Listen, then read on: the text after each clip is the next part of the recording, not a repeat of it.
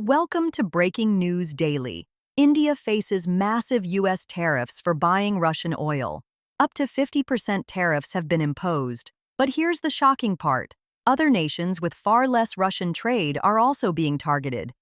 The United States claims these tariffs are to choke off Russia's war funding. India was hit with tariffs as high as 50%. But the question arises, why are countries like Japan, Vietnam, South Korea, and even Ukraine, who barely import Russian oil, also facing steep tariffs?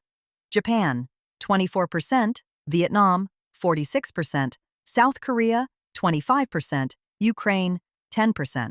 The logic seems inconsistent. China, the largest buyer of Russian oil, has not faced any major new tariffs.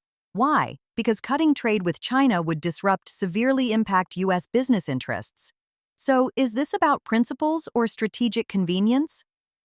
Even today, the European Union continues to import Russian gas. The U.S. itself purchases Russian uranium, chemicals, and fertilizers.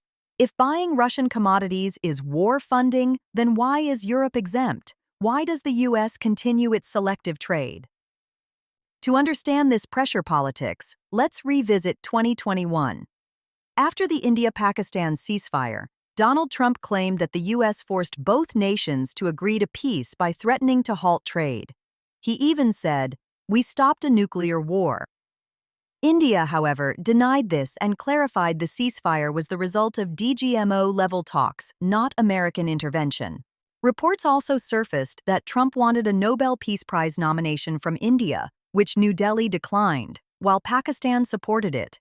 Could this denial have fueled his tougher stance on India now?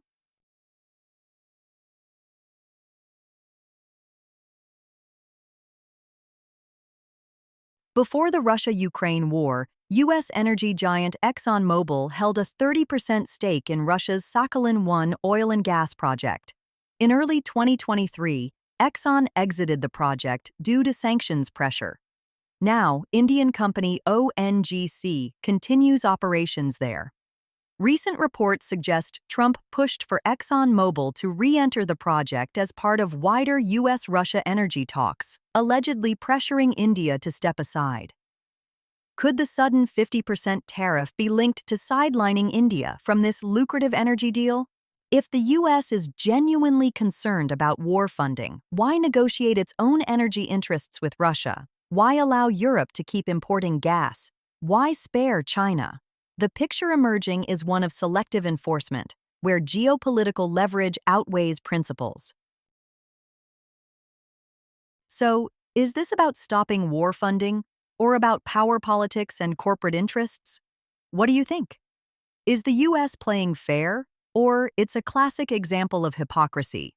Comment your views below, subscribe for more in-depth analysis.